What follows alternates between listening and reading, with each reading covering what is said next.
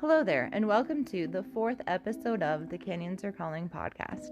I'm Charles Jocelyn, your host for the show. Thank you to the people that have reached out to me already about your interest in the show and your ideas for conversations coming up. It really warms my heart, and I'm going to definitely get 2 episodes out a month so that you guys will have these adventure stories. Today's episode, we're going to talk to Justin Pugh.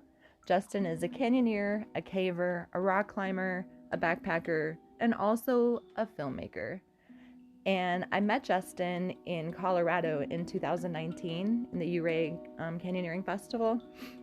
We actually just happened to run into him when Tom and I were doing Lower Oak Canyon, and they had done the middle section, and we kind of met up with them when we were gearing up to start our canyon.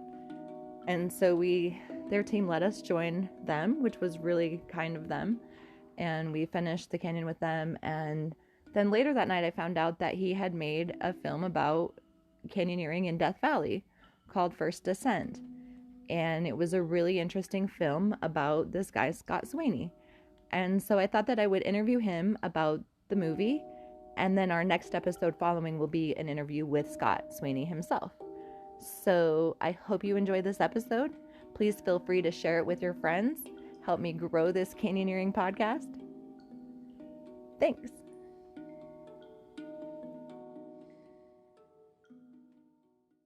Hey, I'm going to Death Valley in a few weeks, and I wish I could find a silo for my rope. I've checked out a few places, and they're all sold out. Hey, did you hear? Emily just came out with a new Seco rope bag. That'd be perfect for Death Valley. A Seco rope bag? What's that? The Seco rope bag is designed specifically for dry canyons. It's made of cordura and vinyl, so it's more lightweight and compact than the ones made with foam. Wow, that does sound perfect. Where can I find them?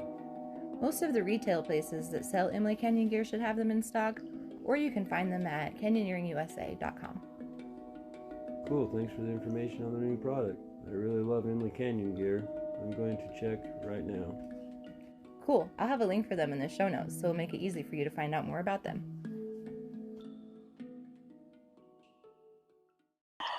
Well, anyway, should we get started? Yeah, I'm good. Okay, cool. So if we could start out just by you kind of introducing yourself and telling us what you do, that'd be cool.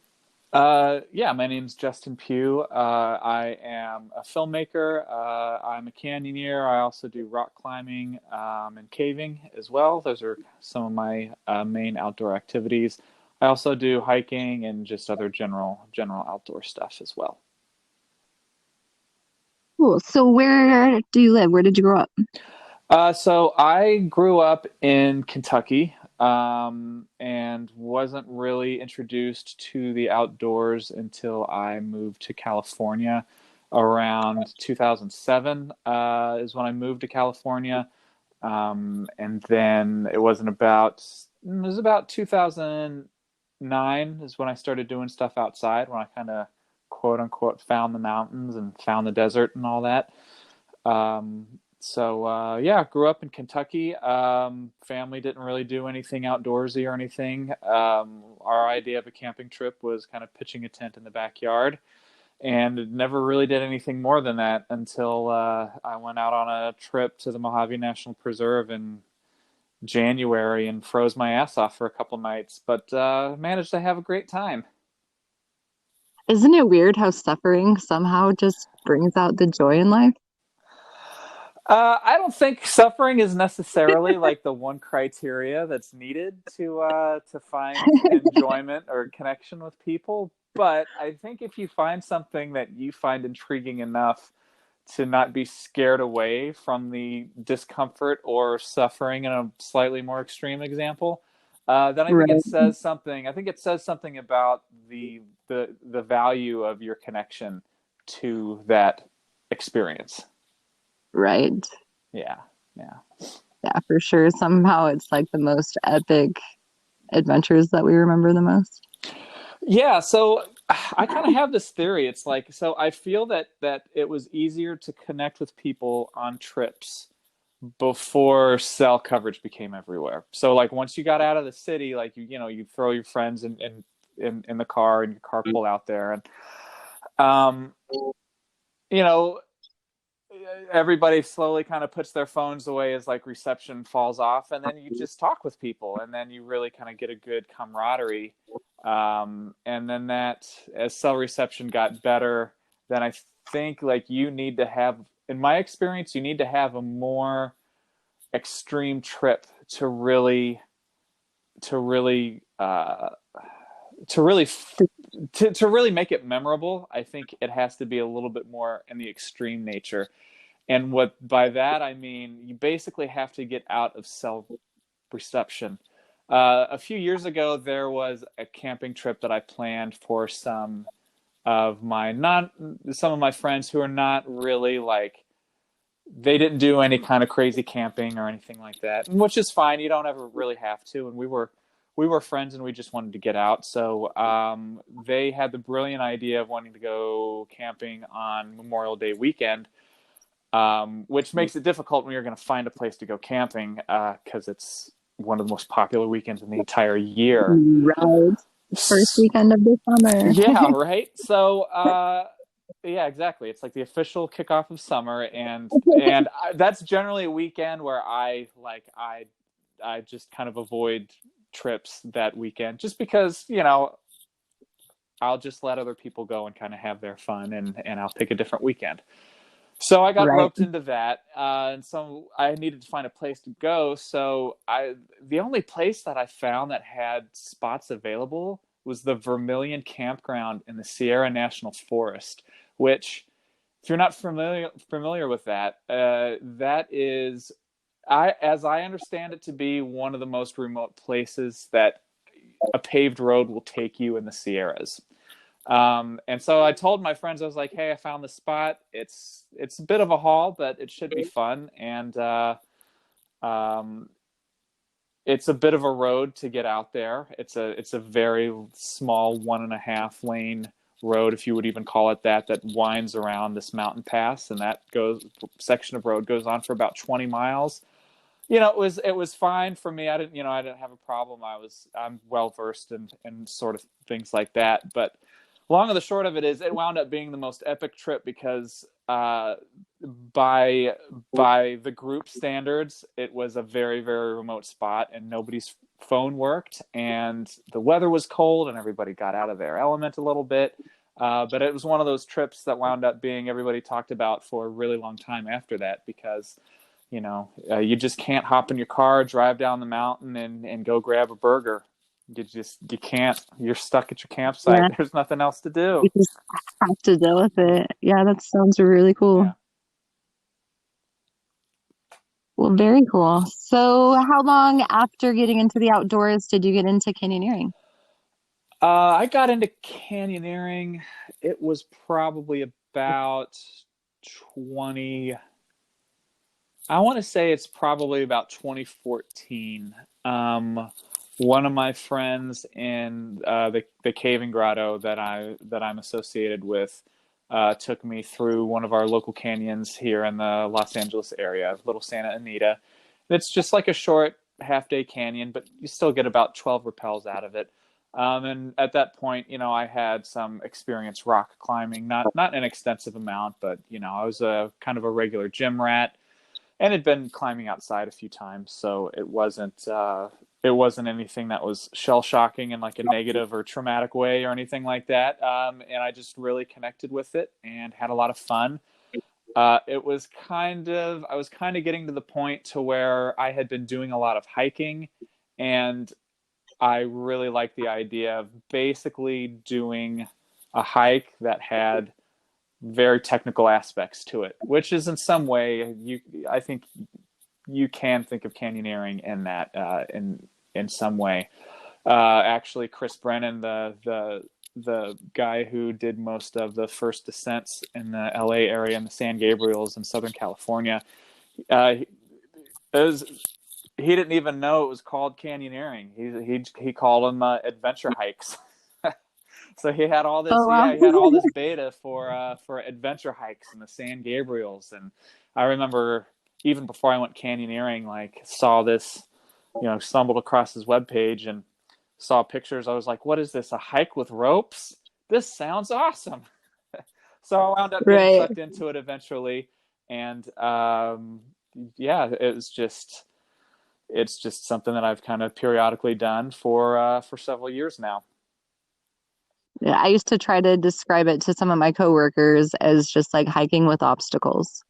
Yeah, that's And they're like, what are these obstacles? Because I would go to work and they're like, is your boyfriend beating you? And I'm like, first of all, I'm single. But no, look at where I went. And I would show them pictures and they're like, oh, okay. And then, yeah, I was like, it's just obstacles you have to face, yeah, that things you have to get around. yeah, that's a really good way to put it.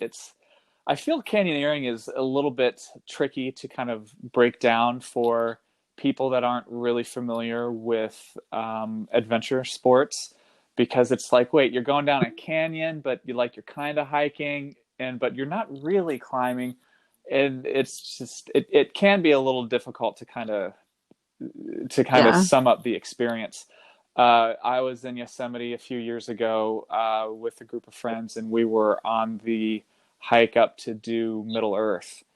And this guy and his daughter was probably about, I don't know, like 7 or 8 years old. And this guy comes up to us and he had like this sense of awe almost. He's like, "Are you guys rock climbers?" And we're like, "Well, kind of."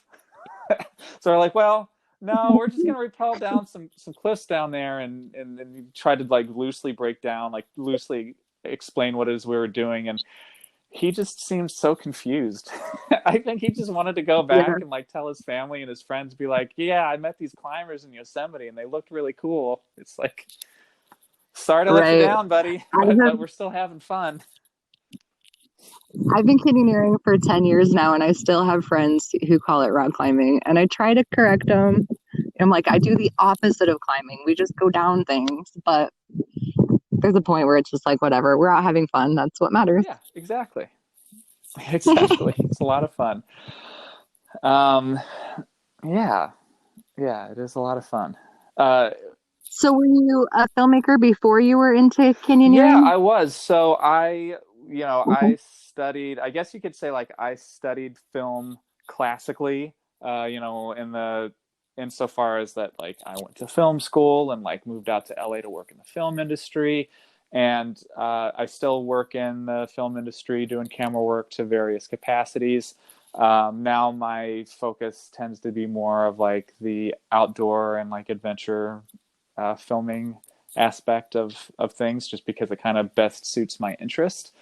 But yeah, that was, yeah, my interest in film that kind of was originally kindled back when I was probably a teenager. And then it's interesting because I feel that moving out to California, my motivation was to kind of build a career in the film industry.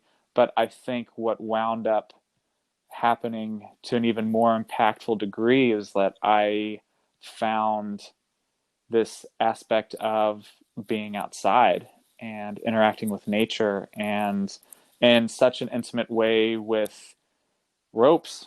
Basically, like a lot of the stuff that I like doing outside, it has to do with ropes, and because ropes are tools that allow you to get into challenging but also really rewarding spaces. And that's not the only criteria of activities that I enjoy by any stretch of the means. I mean, I really enjoy backpacking and hiking and even off-roading and things like that.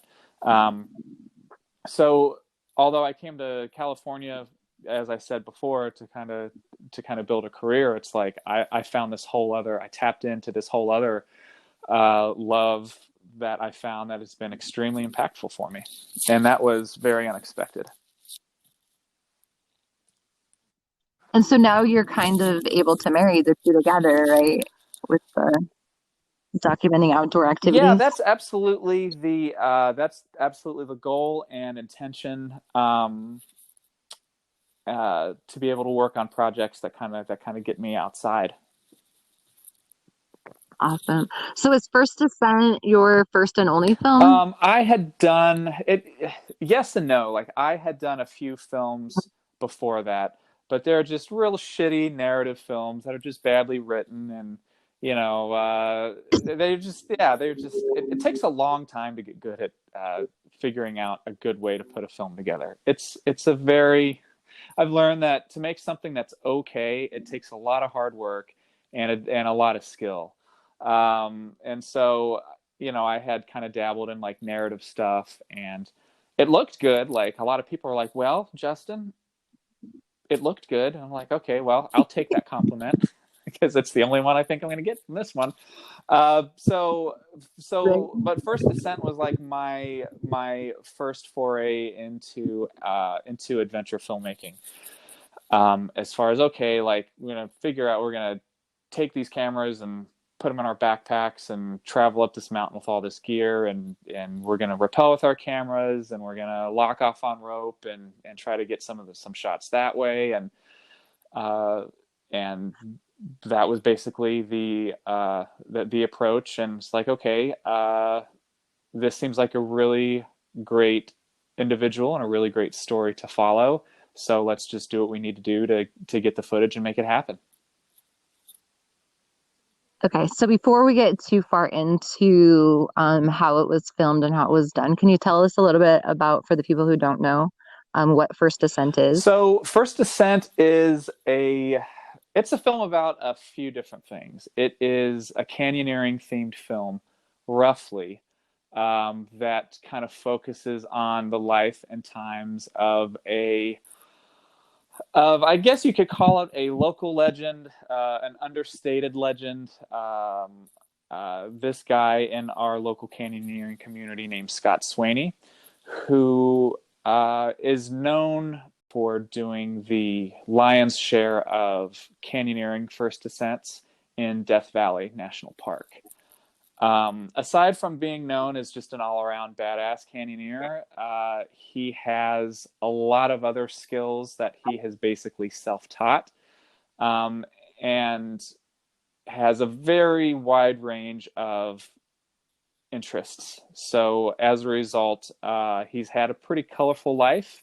So the film kind of focuses on his self-taught abilities and his canyoneering in Death Valley. All of which are really epic. I really, really like that. Thank you. I'm really glad you did. It's I've found that it was a difficult film to put together. It's still a difficult film to explain to people because it's kind of about so many different things. It's basically about Scott. So you'd be like, okay, well, this movie is about Scott Swaney. And you're like, great. Well, who's Scott Swaney? And then it's just like, well, it's just like, well, he's a self-taught rock climber. He's a self-taught caver. He's a self-taught cave diver. He's a self-taught canyoneer.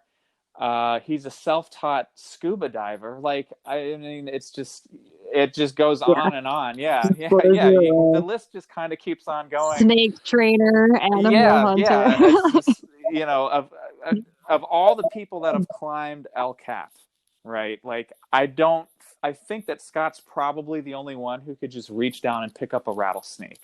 Like, that's just kind of the cross intersection of randomness and skills that Scott has. So he's just known locally for just having the craziest stories you've ever heard, and also just the sense of wonder of like, how is this guy still alive?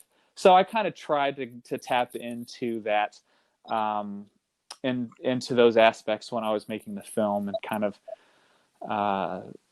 just basically capturing a rough overview of just the path that he's made for himself through all these different interests, and how he's been able to kind of self-teach himself all these skills, and still manage to stay alive. Right. Yeah, that's impressive. And he's in excellent shape. Like, I remember I met him at the Ouray Canyon Festival in, was it 2019? I think that's when it was, when we were at that festival, where I met you. Yeah, and I can barely, like, survive at whatever altitude Ouray is at. And he's like, oh, I did 3 14ers today. I'm like, dude's in his 70s. Like, goals. You know what I mean? I hope to be in that great of shape when I'm I that age, I think for that's sure. something that Such an it is. Yeah, I inspiration. think all of us are basically in that same boat. It's like, I was doing. Scott was turning 70 the year like when we were really hitting the canyons hard and doing first descent, and he turned 70 years old that year, and I think just collectively that tends to be. I feel, I don't want to speak for everybody in our community, but I get the sense that people in our community who know Scott, like they look at him and they're just like, if he can still be doing this stuff at that age, then hopefully then I can do it too. And I think that's a really great high watermark for a lot of people that like to be outside. And it's also a good reminder to kind of take care of yourself and take care of your body, because, you can hear all these crazy stories about Scott, how he was even kicking so much ass, even when he was in his 50s and 60s. But, you do have to take care of yourself if you're really gonna kind of have that longevity. So you have to balance the craziness with some self-care.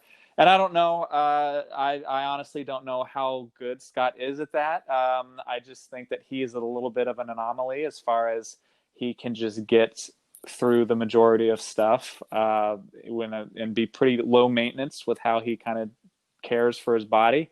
But uh, regardless of that, I think we can all still kind of be in the game when we're later on in life, and I think he's a fantastic example of that. For sure. So if you want to get into a little bit of what it was like filming the movie and what you guys had to go through, I know canyons themselves in Death Valley are pretty brutal with all the gear that you have to bring, and then you're bringing, it's got to be 100 pounds at least of camera gear, right? Fortunately, How did I would that love to take go? all that credit that you're giving me with carrying 100 pounds, but fortunately for me, technology is good enough to where you can get a pretty decent quality image camera that is pretty lightweight and has a pretty small footprint. Uh, Okay, so good. so but all that, it's still weight that adds up. I mean, our packs are still probably, with water and everything, I mean, they were still probably about 50 pounds or so. And the range of canyons that we were doing had a particularly bad approach. Death Valley overall is kind of known for having difficult and long and steep approaches, and this was probably on the more difficult side of the stuff that I had done in Death Valley. So um, part of the issue with filming is not just carrying the weight, but it is having a streamlined process for getting your camera in and out of your pack. And if you're just going to be kind of carrying a stills camera and you can kind of pull it out and grab your shots and put it away, that's one thing. But if you're actually filming whole scenes, then that's a lot more work. It's a little more complicated than just like the camera runs for a little bit longer. It's like, okay, so you hike ahead of the group, then you stop, you pull all this crap out of your bag, you get the shot, everybody hikes past you. Okay, the shot looks good, great, you put everything back, and then now you're at the very back of the group, and now you're going to want to try to get another shot. So if you need to get another shot, you need to get up and over. You need to basically pass the group again. So for a lot of the initial shooting that I did for the project, I did have somebody who was for some reason he was very willing to help me do this. So my friend Francis came out with me for the first few rounds of shooting when we were doing these canyons, and so we were kind of able to leapfrog. But even then, it's still a lot of work to get a little bit of material. And one of the things that made it a little it made it a little comical and interesting, but also more difficult, was the fact that Scott really didn't want to do like repeat any canyons. So he'd be like, okay, Scott, well, I'd like to be able to like get a canyon that has like a big drop in it, and because it would be great for the film and yada yada yada. He's like, okay, well, I think this new canyon that I'm looking at over here, I think it should have a pretty good drop. So let's go ahead and do that. And I think you guys will get some good shots. And then, of course, you go and you do all that work and get the canyon. And you get some good usable footage. But, yeah, it's not quite the drop that you needed for the climax of the film. So it's like, well, I guess I have to come out here and do it again. So, yeah. And, so on top of that, you're not really able to get very many breaks because when everybody stops to take a break, you're kind of pulling the camera out of your bag to film. And, and part of it is just kind of communicating to the group that, things are going to take a little bit longer. Some groups can be a little bit better about kind of listening to that and realizing that overall. Some groups are just kind of like, okay, yeah, that sounds great. And then they just kind of get into canyon mode and then they just kind of go through the canyon. And then you also have to deal with, in my case, like my own complacency of like, I really don't feel like getting the camera out to get this shot. I would rather just kind of be in canyon mode right now. But then you have this thing nagging at the back of your head, like, you need these shots. What if you need more of these shots? What are you going to do? What if you put all this work into coming out here and there's like 4 shots that you don't get, and then you're going to have to go on another trip and do this all over again. So there's a little bit of that internal dialogue kind of going back and forth as well that you have to deal with. But overall, it's a really great experience to kind of, and basically all the instances of me being in a group and working on the project, the groups overall together, everybody was just really enthusiastic about helping and being a part of the project and helping me make sure that I got the shots that I needed.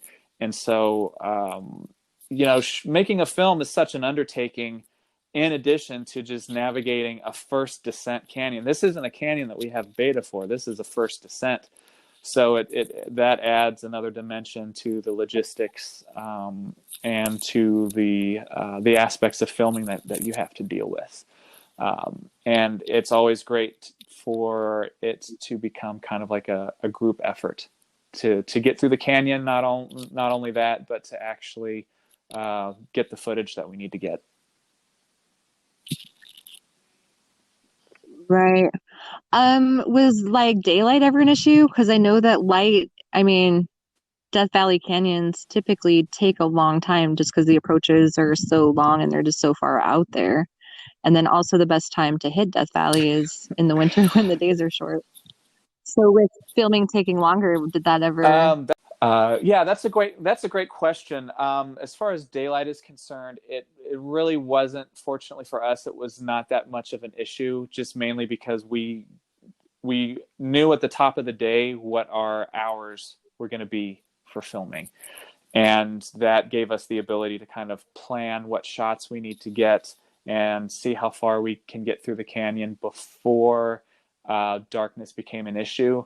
One of the things that we did do to mitigate that a little bit was to shoot the bulk of it, not in December or January when people really kind of lean into Death Valley canyons, but like March and April. So the payoff for that was like you had a little bit more heat to deal with during the day. But overall, it was still pretty comfortable, and we were able to film a little bit further on into the day, so we weren't quite coming up to, okay, like it's 4:30 and we have to put the cameras away because it was dark. It was like, okay, it's like 6:00 now, it's too dark to shoot, maybe 6:30. So we would the offset of that would be, we just have to make sure we had extra food and water because the days were a little bit more warm. Yeah. Were you also starting super early in the morning to get most of that part out of the way? Yeah, we were waking up. There were definitely more than a couple of nights when we, get out to the trailhead at 1 a.m. after, we wrap up work Friday night and then get through LA traffic and then finally make it out to the desert. And then, we got to get up at 4 a.m. We got to get up at 5 a.m. And that happened a couple times, and that was always a bit of a rough adjustment. But we would always get up do an early start. Scott really likes to get an early start on the day, especially doing these first descents with 8 or 10 mile long approaches. And regardless of that, I mean, you need to be getting up early if you know you're going to have a big day. You may not know necessarily what's in the canyon when you're doing a first descent, but you can usually get a pretty good idea about what the approach is going to be, and that's definitely something that you can factor in, is approach time, and then after that, then you're in the canyon, and God only knows what the hell's going to happen once you're in the canyon. For sure. So how many first descents did you do with Scott to film the movie? I think we wound up doing about 6 or 7. And a lot of the canyons that are in the film were in the section of the Funeral Mountains, which is kind of on the very far east side of the park, kind of on like the Nevada side. And that section of canyons, it was an 8-mile approach and 5,000. I think it was about overall probably about 5,000 feet of gain, 4,000 to 5,000 feet of gain. So, and the majority of the gain happened at the end. it happened at the end of the approach, once you kind of hit this ridge line, and then you take this ridge line up. So I got pretty familiar with that approach after a few trips, and then fortunately we were able to kind of work some other areas as well. We did a canyon in the Black Range that was a first descent, which is Arachnophobia, which has kind of become like a Death Valley classic. And that was nice. That was a much easier approach and wound up being more of like the half-day canyon kind of flavor. And we got a lot of great footage from that canyon as well. And so a lot of that wound up in the film. In the film, towards the end, Scott kind of mentioned, he's like, oh yeah, this mountain over here, it's probably the steepest mountain in Death Valley.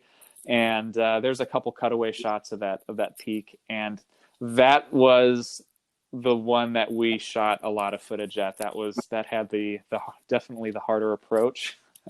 And I think we filmed about three or four canyons in that section of that range. So yeah, that one was definitely more challenging.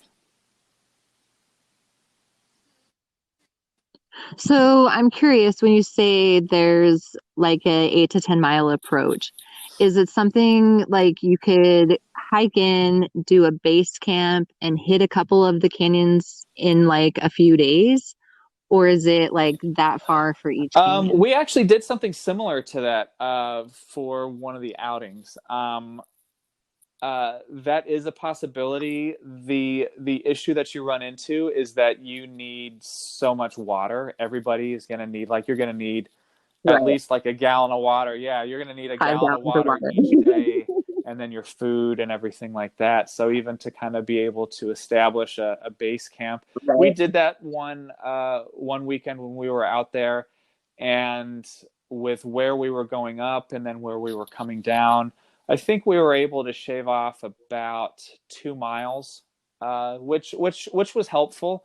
But with that particular approach, 2 miles, it doesn't really give you that much elevation gain. So it's like, well, we shaved off 45 minutes of walking or something like that. And so versus like all the work to kind of carry everything out there and establish that base camp versus just leaving everything in your damn car and just having everything that you drove out there with kind of at your disposal. It didn't quite seem for that instance that the juice was quite worth the squeeze. I would probably rather hike 2 miles further to have conveniences than to carry extra weight too. I agree. You can't carry as much water. And it's funny, the one time we did that, I got really sick at night, and my sleeping pad deflated. I don't know if it's because I was water deficient or salt deficient, or I drank some water that was a little funky, because Scott comes up with like, a few of these gallons of water. He's like, oh, like dropped these here a couple days ago for us, and some of it might have seemed maybe a little funky. I'm not sure exactly what was going on because I was the only person that had an issue, so I really have no idea. But I got sick to my stomach, and I threw up, and I had to not do the second day canyon. I had to give the camera to my friend Francis, who had been helping me film, and I was like, I got to go back to the cars, guys. I'm sorry. So that was an interesting night. I was like throwing up all night. My sleeping pad deflated. So that was a fun one.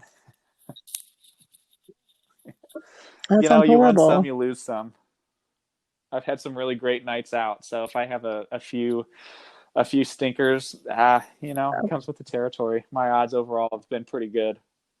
I kind we went to Costa Rica. It's a year ago now. This week that we're talking about this canyon, but right before COVID locked everybody down, and I was randomly sick like that, like throwing up, couldn't eat anything, and unfortunately, I was able to do I think 4 canyons out of 7 while we were Oh, in well, Costa good Rica. for It was you. super You got the sad. majority. That's fantastic.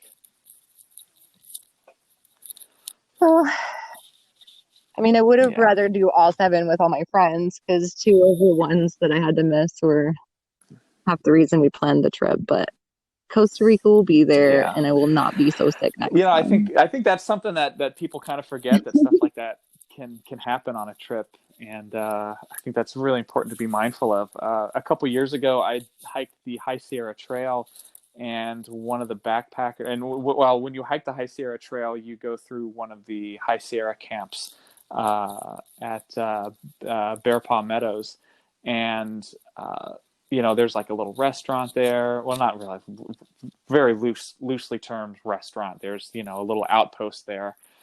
And I heard one of the people that I met on the trail were like, yeah, a few years ago, I guess they had like a bad batch of brownies that that backpackers were eating, and it got a lot of people sick. A lot of people out in the backcountry had bad food poisoning. So it's something to keep in mind. Yeah, it's something to keep in Oh mind. Like man. if you eat the wrong thing or drink the wrong thing when you're out on a trip and you're in the backcountry, you know, that could be a very unpleasant situation. So fortunately for me, the car was just 2 miles away, and it was actually kind of funny because I had going back to that experience when I was sick and we were kind of camped a few miles away from the car.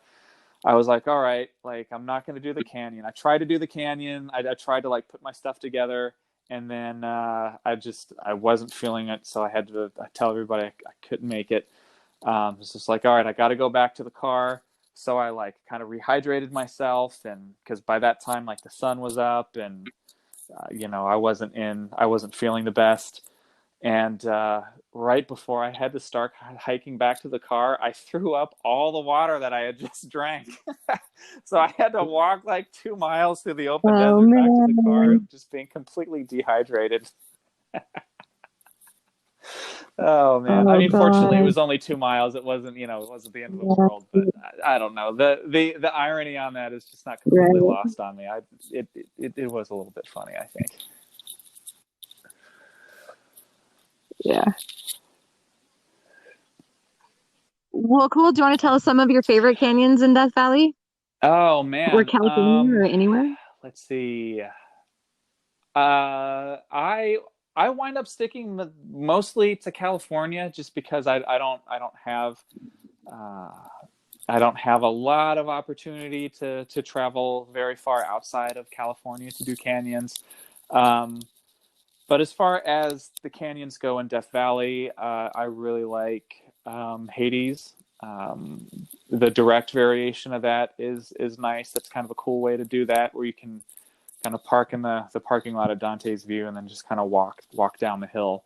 But overall, that's a very enjoyable canyon. I really like up in the northern section of the park. There's one called Heart of Stone, which is a little more difficult to get to. It's pretty far out there, and it's about a half day canyon. but it's really nice how it kind of slots up and how polished the rock is. It's pretty. It's very uncharacteristic as to most other Death Valley canyons, where there's a lot of loose rock and not really anything is polished. This one is actually, it feels a little bit more like a Utah style slot, although it's not sandstone. I think it's polished limestone. A lot of it is. That's a really nice one.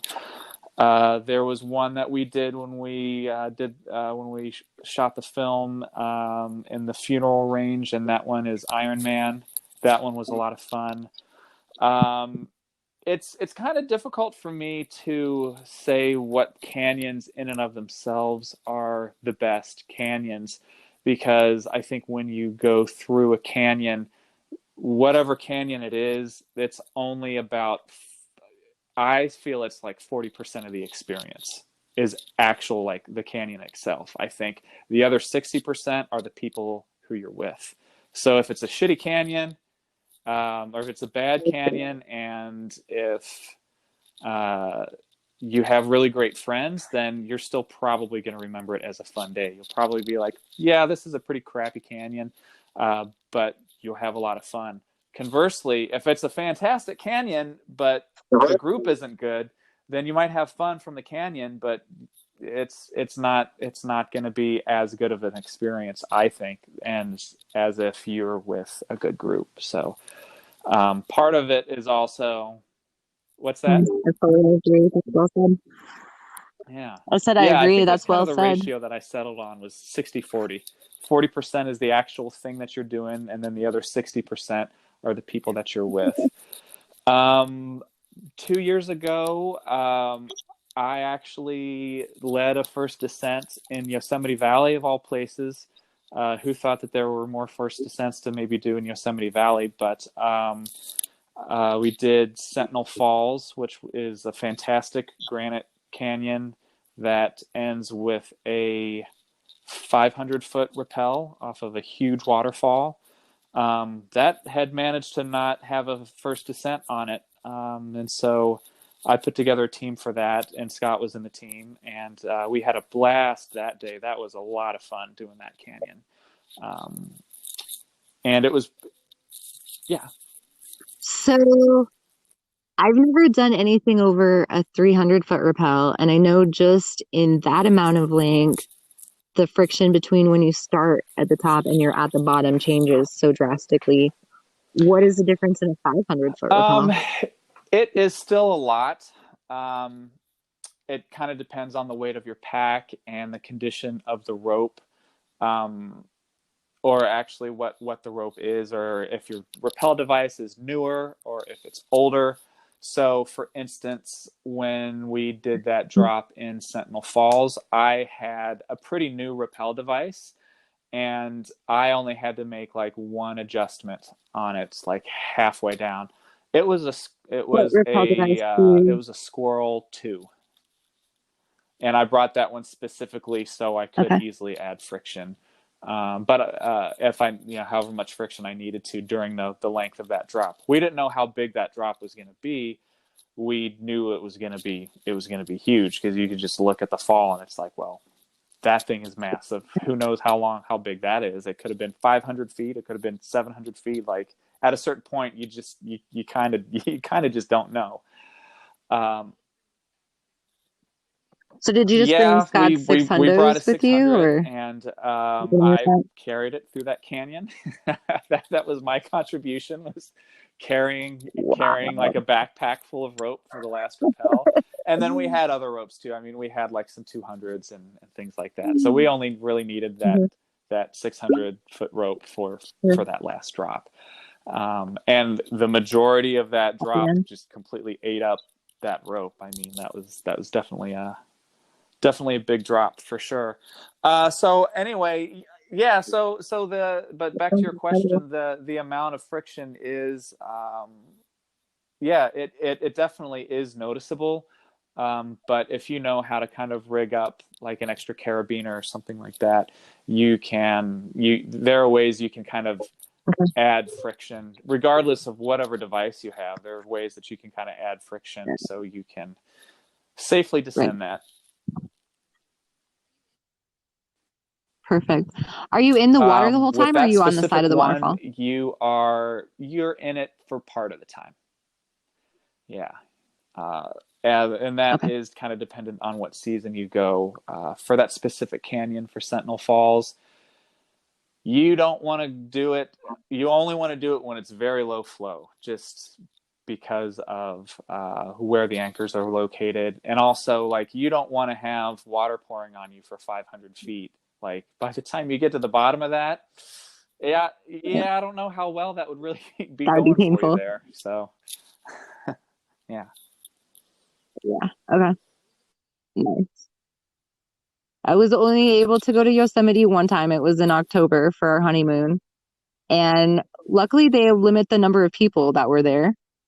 So that was rad. We didn't have to deal with like buses and a lot of people. But they also had a lot of trails closed for maintenance and things like that. And then there were some on the Okay. top that were closed for fires. But I'd really like to go back again and do like Middle Earth. Sounds really cool to Yeah, me. And yeah. some canyoneering. The Fun. standard like hiking and backpacking in Yosemite is also just amazing as well. Whatever you can get permits for, even stuff up around Tuolumne Meadows. If you go during the summer, that's really great. That's a fantastic place. Not just a canyoneer, but even if you don't feel like doing ropes, if you just want to go out and do some hiking, it's fantastic for that as well. But yeah, for canyoneering, and of course for climbing, I mean, it is the mecca that it is for climbing as well. I don't think anybody really needs to talk about that too much. I think it's pretty well known. Um, but yeah, for Really? canyons, the Middle Earth is great. You could have a fun weekend doing Middle Earth and then Sentinel Falls. Sentinel Falls is the more advanced canyon, I would say, between the two. Most people, that canyon has Mhm. been done a few times now, and it's pretty common. That canyon being Sentinel Falls, it's been done a few times now, and we stuck a rope in one of the upper rappels, and then at least one of the other groups that has done it since us has had the same issue around the same spot. So, it'll definitely eat your ropes. You'll definitely have to pay attention, and it's a little more challenging and like the classic canyoneering style than Middle Earth is. But they're both fantastic. I would give Sentinel Falls probably. I would say that's a 4-star canyon, and I would say Middle Earth is a 5-star canyon because just the waterway the water course, the nature of it, and how polished the granite is, and the fact that like it ends with a rappel off of Lower Yosemite Falls. I mean, it's just you can't. As great as Yosemite as Sentinel Falls is, like that's pretty spectacular. But that's also just my opinion, and other people might rate things a little bit differently. Yeah. Nice. So are there any canyons that are just Yeah, there hideous was that one you would that we never go did to again? that I did with Scott and my friend Adam Haydock. I think it was just the three of us. There might have been an additional person there. It was one in Death Valley called. Scott wound up calling it Sinbad, and it was just a shitty canyon. Sorry, is cussing allowed? I should have asked. Okay, all right. Yeah, that's Yeah, totally it was fine. just a shitty canyon. It just wound up being like a couple of drops, and it ended with this 400-foot drop that was probably the worst rock I've ever seen at any rappel. Like the water course, it wound up being so inconsequential that it kind of like sputtered off the side of this cliff, and it would have been really difficult for like rope pulls and things like that. Like we wouldn't have been able to get a clean pull to retrieve the rope. So we just basically at that point went off like the side of the cliff, and it was just it was just a bunch of rocks stacked on top of each other, and we had to be really careful. And it was one of those things to where it's like, all right, I'm gonna do it this time to get off of this thing, but nope, never again. So that was a pretty bad one. There's no reason why anybody should go back and do that unless you just want 400, like an awfully dangerous 400-foot rappel. But what we did get from that, Adam took a fantastic picture of Scott throwing the rope from the top of that really crappy drop. That wound up being like the cover photo for First Descent. So if you go to the Vimeo page and if you see like the image for First Oh, Descent nice. and the Scott throwing the rope, that came from that canyon. So it was worthwhile just for that one thing. And yeah. And you know, when you do a first descent of a canyon that just sucks, you know that you had the most fun that anybody is ever going to have in that canyon. Because it was fun because you had all the problem solving to do because it's the first descent. But if you go through that with the beta, the canyon is still going to suck, but also you won't have anything that interesting to figure out because it's already been figured out. So yeah, so it's only good for a That's picture at that awesome. point, and then we already have the picture, so there's really no reason for anybody to go back there. Yeah. Well, you know, they say everything happens for a reason. So you went through the Yeah, shitty canyon exactly. so you could get I'm that not awesome picture. complaining. I'm not complaining. That's cool. That's rad. Well, we're almost out of time here, Sure. so I just have a couple of questions that I like to end with. First of all, when I'm hiking, I get really, really hungry. So I like to know what everybody's favorite in-canyon snack Okay, is. so I don't know if I can say if it's my favorite. When I bring food, just my approach to food in general tends to be more of a function, especially when I'm outside. It's like, okay, I like this. This is good. This will work, but it's just kind of built in. I don't have to think about it. So that being said, what I like to do is go to McDonald's and get their sausage and egg McMuffins because you can get two of them for like $4 or $5. They pack really well in your pack, so you just pack them away, and it's good, hearty. You get your protein and all that in there. They last as far as sustenance wise go. I think it's worked out well for me. You know, it kind of hits the spot. So I do that. Nice. I'll bring little bars of chocolate and maybe like some gummy worms and stuff like that. I always make sure I have electrolytes because that's always super helpful. But as far as the cuisine goes, I think my main point is the sausage and egg McMuffins from McDonald's. I think that's my main contribution here. Nice. Okay, so how about your favorite after canyon beverage? You know, it's trite, but I really like to go the route of a cold beer. A cold beer in the cooler in the truck is just always a nice thing to kind of look forward to. So, I'm not like a huge IPA Yeah. person overall, but it's kind of nice to have like the citrusy, hoppy bite that an IPA will have, like a decent IPA will have. So a nice cold one after a full day on a canyon always sounds good to me. You redeemed yourself Okay. because I'm definitely an IPA Was it fan. my little yeah. That nice citrusy bite at the That's end. cool. Yeah. Perfect. If you could go anywhere in the world, where would you go and why? I think I would like to go either to the Arctic or the Antarctic. I find those landscapes, what I've seen of them, just really enchanting. And the amount of solitude and the view of the sky that you can get with the aurora borealis, that just seems really magical to me. Also, what the light will do reflecting off of ice and snow and things like that, it just, maybe the experience would be different than what I build it up to be in my mind, but I just find those landscapes, what I see of them, they just look really enchanting to me, and they look beautiful. Yeah. For sure. I agree. That does sound cool.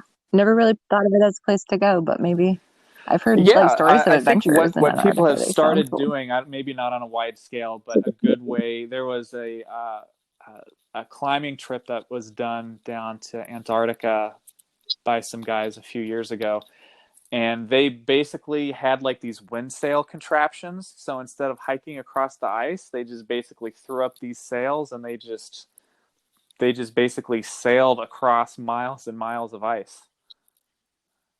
Yeah, it sounds awesome. That sounds fun. You don't want to That crash sounds on one of really those rad. things in the middle of nowhere in Antarctica on like this ice shelf or whatever it was that they were gliding across. But for an efficient and fun means of transportation, I think that's probably about the best you can do. And it sounds like Yeah, a shitload of fun. that sounds really cool. Hell yeah. Huh. Okay. Okay, very last question. Is there any safety tips that you would like to give our listeners Yeah, I got a today? couple. And this is one that I specifically am conscious of with going to Death Valley. So I think it's pretty topical. Um, Many of the canyons that are in Death Valley are long, like 20 to 30 rappels long. So like, 13-hour days long. It is very, very important that you keep track of everybody that is in your group, because it can be very easy to get so spread out that you don't know if somebody's behind you. And if you pull the rope prematurely, you can leave one of your teammates stranded up canyon.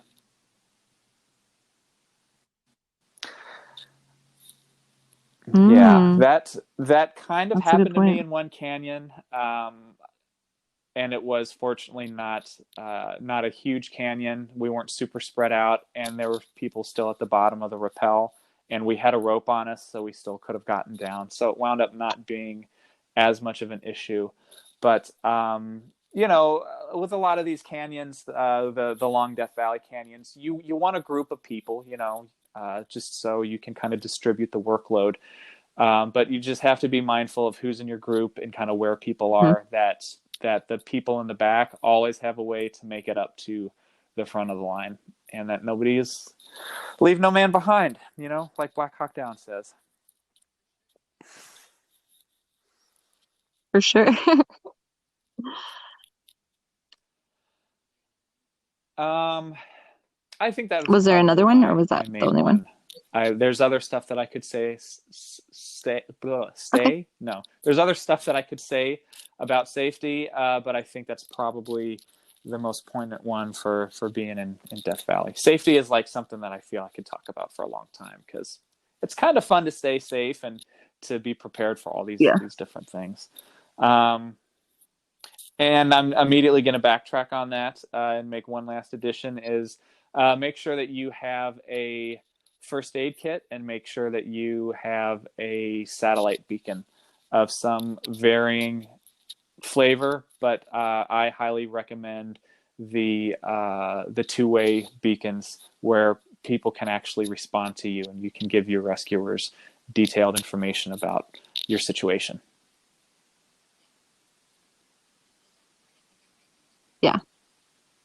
Those are important. I think I might do an episode just specifically on they are rescue beacons and how important they are. And they are very useful.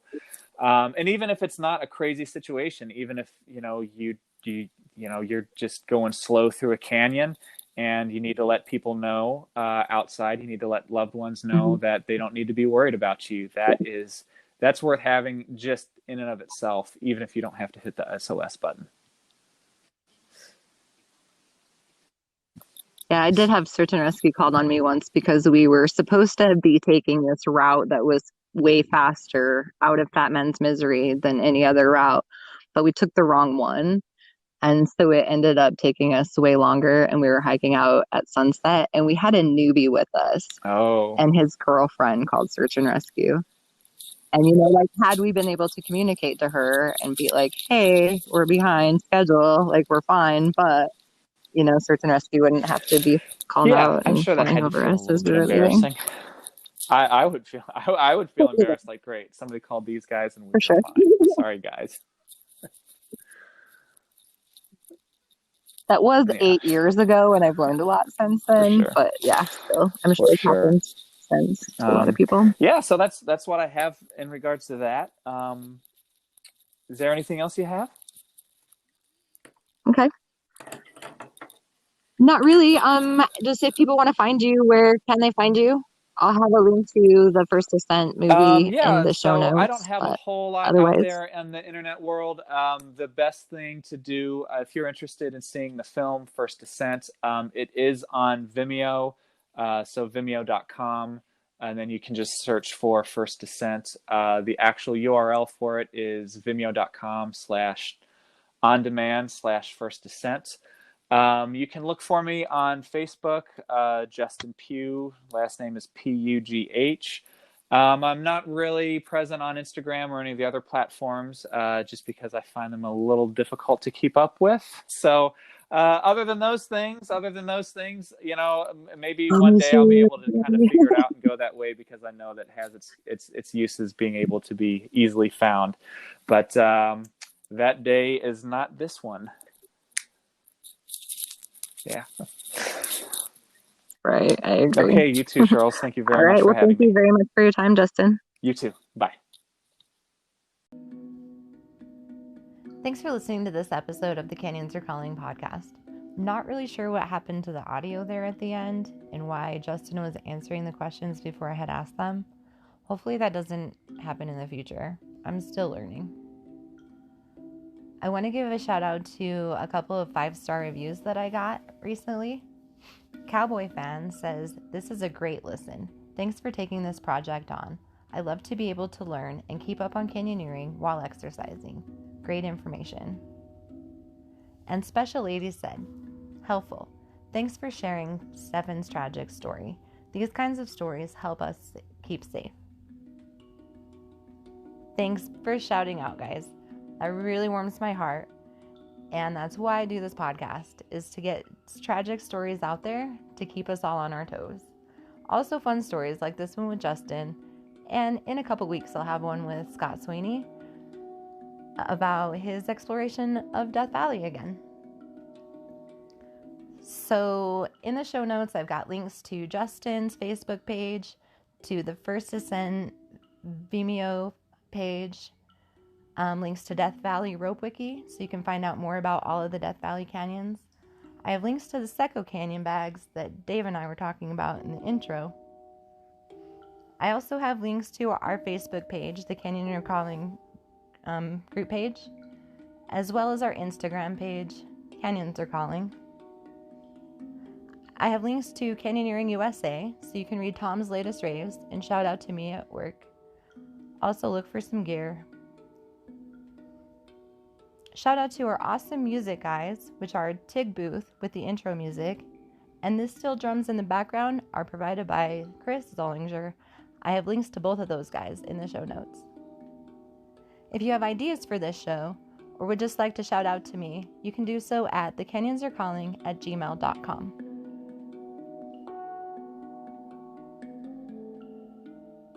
Well, the canyons are calling now. I gotta go.